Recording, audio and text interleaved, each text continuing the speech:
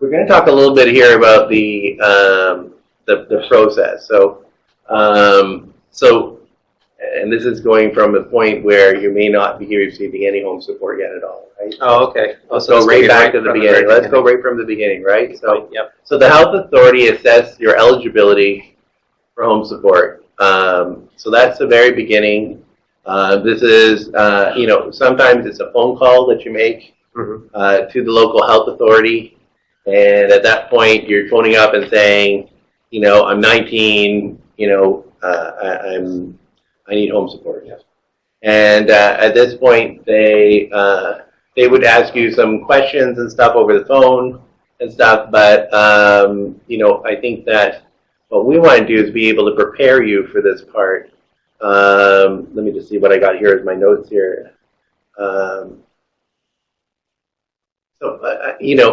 this point, when if maybe you're newly injured or maybe you're just looking at home support for the first time, quite often you will be asked if you want some other options. Shared care options, for example, maybe group home options, extended care facilities.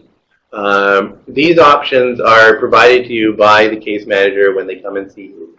And you need to be prepared to talk about those, because some may be an option for you and many may not be an option for you.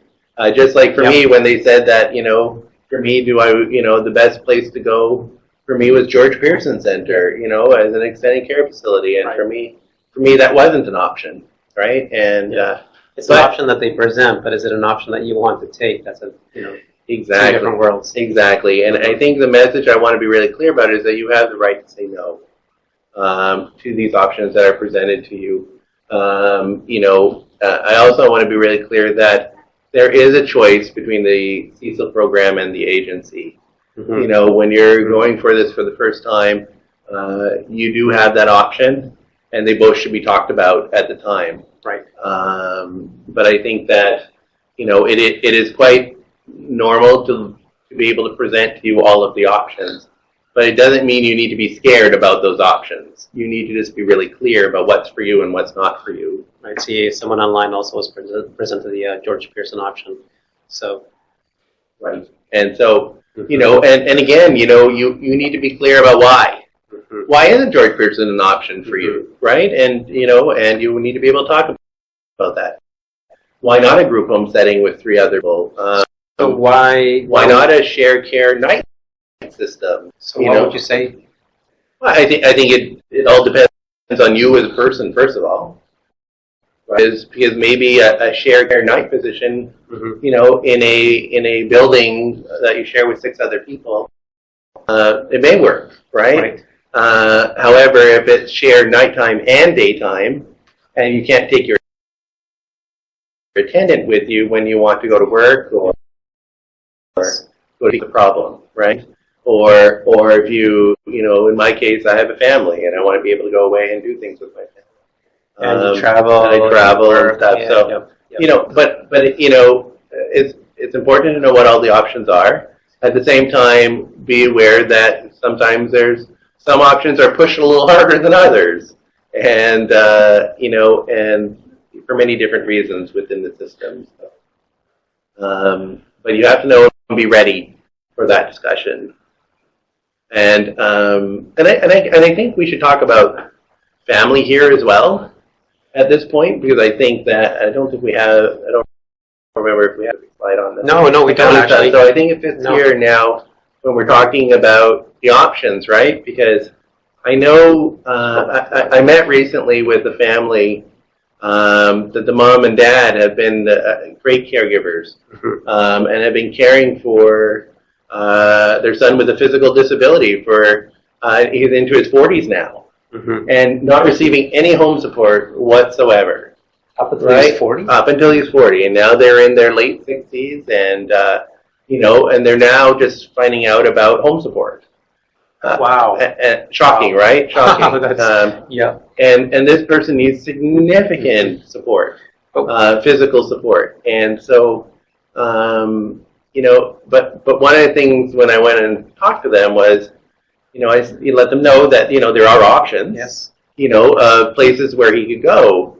And as soon as I said that, they retreated, going, "Oh no, we'll take care of him. We'll take care of him." Now these are two elderly people that their bodies are falling apart. Yes. Their own health is at a point where they're not sleeping at night and everything. So, and I'm mentioning this more because I think it's important for families not to feel just because institution is brought up means that you have to move to the institution. Mm-hmm. It's going to be brought up, and you need to let them know if that's not suitable for you, that you will be very clear that that's not suitable for you. As long as you have, it's one of those things that you have to think about, come up with the appropriate sort of reply to it, but you have to put some thought behind it so it's not put right. Absolutely, and you don't want to hear it the first time in a meeting where you're having to make a decision. Mm-hmm. If you know that an extended care facility is not for you, you should be able to talk about it, but you will be asked to go visit one, right? And so you have to decide, why don't you want to go visit one and have a look, So put some thought into it for sure. Question is, we're talking about families. Yeah. Can you hire family as well for the CECL program? You can. We have the payment family member policy. Okay. And Fernando's going to add that to our list for the next one, because which we can give you the exact policies on it.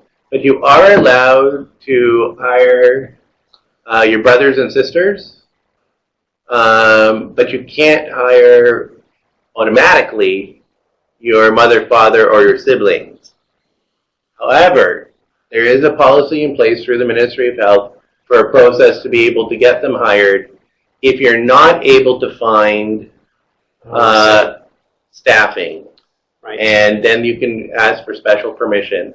And the Ministry of Health has been great about looking at that as a policy. Right. Not sure if it's always that easy to get. Well, I mean, but I'm sure that's what some people are going to write feverishly about, because. Yeah. But I want to make sure you have the policy, and let's have that in the next on our next one. Good one. Yes. And let's talk about the best way to move forward with it. There was an earlier question about Fort St. John. So it's a great question to sort of fit into that one, because it's one of the options that you have to consider also. Absolutely. You can't really find some great attendant care in smaller communities. Some smaller communities, you find some great. We have the same problems here in Vancouver, regardless of the size. Really, That's right. Actually, Fernando, and Fernando, you were hitting it on the nose there, right? In regards to the fact that that is a perfectly good reason why it should be considered an option. Yeah, could be an option, and it's the same with the husband and wives, by the way, as well.